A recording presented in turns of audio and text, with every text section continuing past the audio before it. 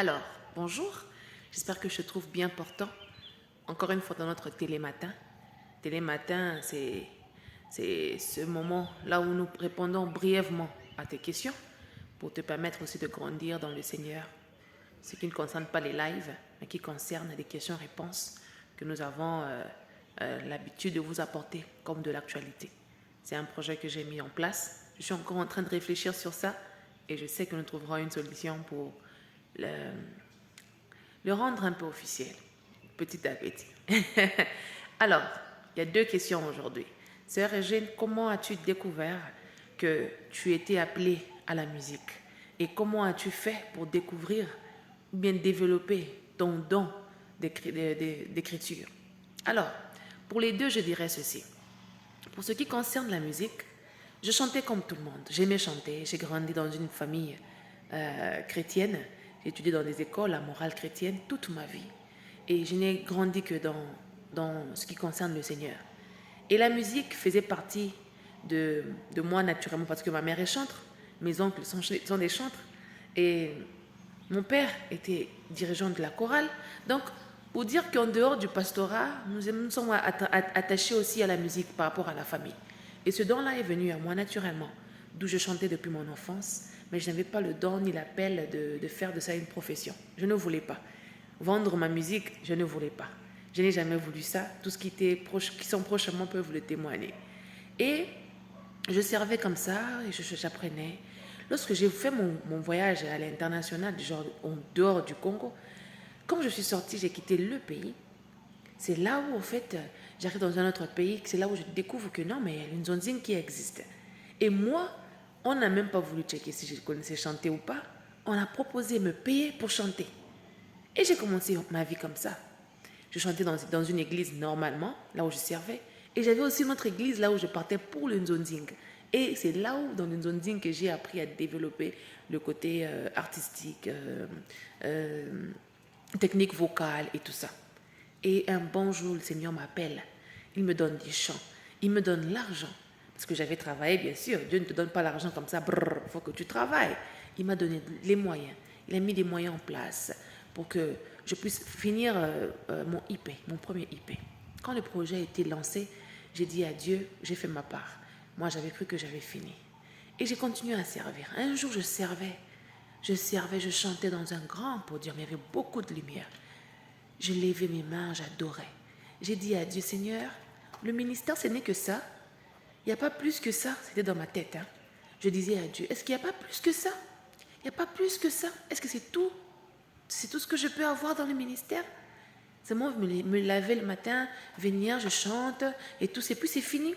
Il m'a dit, tu es prêt? Est-ce que tu es prête à passer à d'autres étapes? J'ai dit, je suis prête.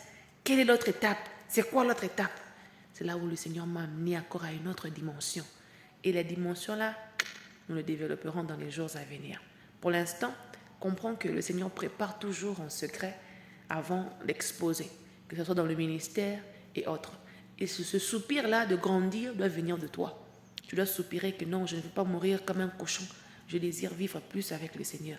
C'est alors qu'il se lèvera pour toi et te fera passer à d'autres nouvelles étapes de ta vie. Et c'était mon cas. J'ai expérimenté la transaction de quitter à l'étape, d'une étape à une autre étape. Et mais crois-moi, ce n'est pas facile. Il faut bien accrocher ta ceinture. Parce que ça va secouer si tu es prêt à passer à l'autre étape. Ça va commencer par un soupir. Et ça, c'est là où j'ai compris que le Seigneur m'avait appelé à la musique. Parce que ma voix avait changé. La puissance que dégageait ma voix était différente. Les choses que je ressentais dans sa présence étaient différentes. Il me faisait ressentir des choses que je n'avais jamais ressenties. Il me parlait à des dimensions que je n'avais jamais compris, bien entendu, bien parlé. L'intimité de moi et lui avait changé. Ma vision, ma conception de Christ avait changé. Tout simplement parce que mon corps, mon âme, mon esprit étaient devenus prêts à passer à d'autres étapes. D'où, quand Dieu t'appelle à la musique, ce sont des étapes par lesquelles tu vas passer. Étapes de brisement et autres pour atteindre la perfection et atteindre le sommet. Mais n'oublie pas, en tout ça, dans les formations et autres, tu dois rester humble, car c'est l'humilité qui précède la gloire. Alléluia. Sois béni aujourd'hui. Pour répondre à la question sur l'écriture, je dirais ceci. Je n'ai pas eu à faire des études d'écriture pour devenir écrivaine. Non. Mon père est un grand écrivain. C'est lui qui a fait des formations et autres pour l'écriture. Et je l'admirais depuis la maison. Je regardais tout ce qu'il faisait depuis la maison. J'admirais et j'appréciais. Alors un bon jour, en 2010, mon père m'appela. Régine, ma fille, viens. J'étais en chambre. Il m'appela au balcon et on s'est assis. Il est rentré, il a pris un livre. Ce livre-là, c'était un livre que je volais déjà. Je volais le livre-là, en guillemets, entre guillemets. J'aimais voler ça pour lire ça en cachette. Parce que je savais qu'il n'aime pas qu'on touche à sa bibliothèque. Il avait une très grande bibliothèque, mon père, à la maison. Alors, ce jour-là, il est parti, il prend le livre. Il est parti, il a pris le livre, il m'a amené ce livre. Il m'a dit, Régine, je sens que je vais te donner le livre ici, que tu puisses commencer à le lire. Quand j'ai vu ça, j'ai dit, waouh, c'est le livre de mon cœur. Et quand mon père m'a tendu ce livre et que moi je l'ai pris, il y a eu transfert que mon père a même ignoré. Lui-même, il ne savait pas qu'il a déposé un don en moi. Il m'a partagé, il m'a transféré, transmis un don. Il ne savait pas. Moi non plus, je ne savais pas. J'ai pris ce livre-là, je l'ai ouvert, j'ai commencé à le lire devant lui. Pendant que je lisais devant lui, je commençais à prendre plaisir à lire ce livre. Les écritures, quand je les lisais, ça prenait un sens différent dans mes oreilles, ça résonnait différemment. Et ça m'a donné envie de diguer encore davantage. Diguer, ça veut dire aller encore en profondeur dans la lecture. Et c'est là où il était rempli de joie. Je pense que c'était le fait qu'il a eu d'abord la volonté de me donner le livre. C'était un déclic parce que, tu sais, ça doit commencer par un soupir. Ça doit commencer par un désir. Il a désiré me partager sa connaissance, me partager sa pensée, me partager ce qu'il y avait dans le livre. Là, il a voulu que moi aussi je puisse comprendre ça, connaître ça, pour ne pas vivre dans l'ignorance. Et deuxièmement, la foi qui accompagnait cela. Vous voyez un peu? Alors, Dieu est passé par le désir de... Il a lu le cœur de mon père. Il a scanné le cœur de mon père. Là où mon père disait dans son cœur, ah, je donne ce livre à ma fille pour que ce livre l'aide à devenir meilleure, une meilleure version d'elle-même. Alors, Dieu est passé par là pour transférer le don de l'écriture qui était en mon père et me le donner à moi. Et ce n'est pas tout de suite que j'ai reconnu que j'avais ce don-là de l'écriture. Quelques années après, même pas quelques années, des années après, parce que de 2010 à 2022, quand même, ça fait beaucoup. C'est en 2022 que je découvre que j'avais le don de l'écriture parce que chaque chose que j'écrivais, quand je postais une photo, j'écrivais toujours des mots. Et les mots que j'écrivais, c'était des mots forts. Quand mon père les lisait, il disait, mais Régine, tu as eu ces mots où? Qui t'a donné ça? J'ai dit, personne. J'étais inspirée d'écrire ça.